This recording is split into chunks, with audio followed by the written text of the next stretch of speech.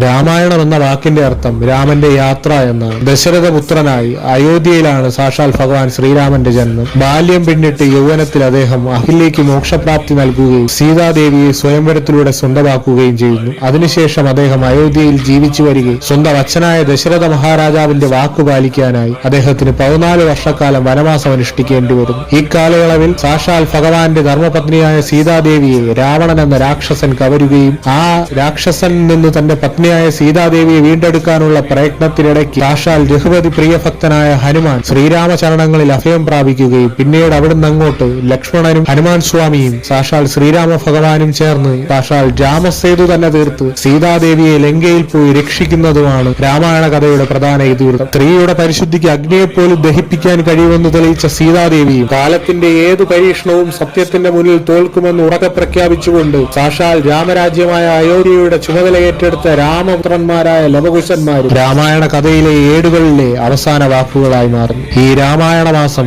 ശ്രീരാമ കഥയുടെ ഏടുകൾ നമ്മുടെ മനസ്സിൽ അലിഞ്ഞു ചേരട്ടെ എന്ന പ്രാർത്ഥനയോടെ